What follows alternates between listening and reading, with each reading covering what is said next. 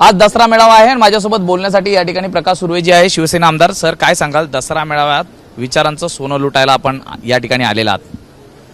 खरा दसरा मेळावा इथे कार्यकर्त्यांचा दसरा मेळावा, शिवसैनिकांचा खरा दसरा मेळावा इथे होणार आहे. कारण आम्ही बाळासाहेबांच्या विचारांचे पाईक आहोत आणि त्यांचे विचार घेऊन चाललेलो आहोत.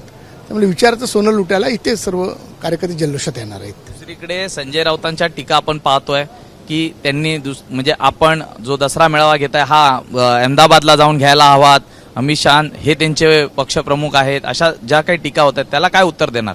बाळासाहेबांनी सांगितलं होतं, ज्या दिवशी माझा पक्ष काँग्रेसबरोबर युती करेल त्या दिवशी माझं दुकान मी बंद करून टाकेन. आणि यांनी बाळासाहेबांचे विचार विकलेत, त्यामुळे ह्यांना बोलण्याचा अधिकार नाही.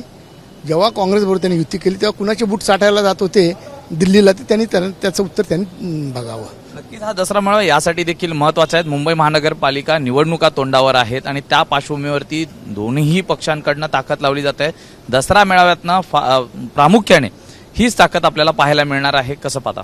आमचा पक्ष निवडणुका आल्या म्हणून असं काम करत नाही. माननीय एकनाथ शिंदे साहेब मुख्यमंत्री असताना त्यांनी केलेली प्रचंड कामं, म्हणजे मोजण्या अशी एक कामं केली आहेत. लाडक्या बहिणींची योजना, कोस्टल रोड, त्याच्यानंतर आता 350 एकरमध्ये कोस्टलला बनवणारी गार्डन, सगळ्यात महत्त्वाचं म्हणजे समुद्राचं पाणी जे आता काळं क्षार आहे त्यासाठी 7 STP प्लॅन्ट बसवलेत. त्याचं आता म्हणजे समुद्राचं पाणीसुद्धा निळक्षार करण्याचं काम एकनाथ शिंदे साहेबांनी केले. रस्त्यामध्ये खड्डा की खड्ड्यामध्ये रस्ता, दरवेळी 25 वर्ष यांच्याबरोबर सत्ता होती आणि नेहमी गाणं गायलं जायचं आणि आपल्या मुंबईची दुर्दशा दाखवली जायची.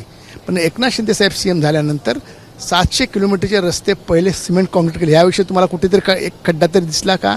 आणि जे उरलेले आहेत ते सुद्धा येणाऱ्या काही दिवसामध्ये होणार आहेत.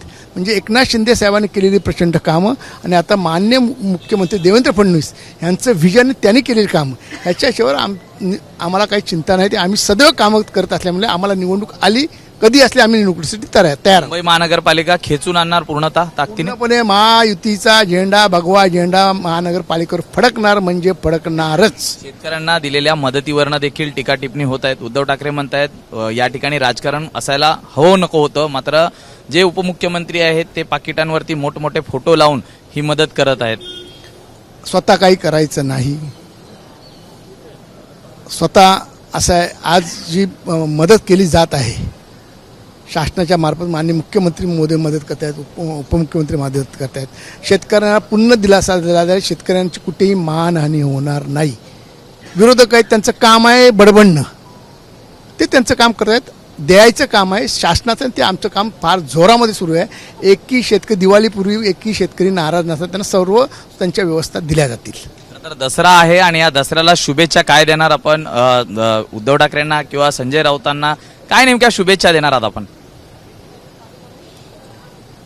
संजय राऊत यांना काय बोलण्याच्या पलीकडे आहेत.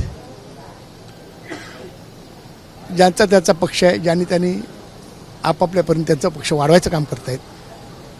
आमच्यातर्फे त्यांना सुद्धा दसऱ्याच्या खूप खूप शुभेच्छा. धन्यवाद सर आमच्याशी बातचीत केल्याबद्दल. तर हे होते प्रकाश सुर्वे, ज्यांनी या दसऱ्यानिमित्त उद्धव ठाकरे असेल, संजय राऊत यांच्यावर टीका देखील केली, तर त्यांना दुसरीकडे प्रत्यक्षरित्या टोचत दसऱ्याच्या शुभेच्छा देखील दिलेल्या आहेत. व्हिडिओ जर्नलिस्ट अजित सह, मी सूरज सावंत, ABP माझा, मुंबई. ABP माझा, उघडा डोळे बघा नीट.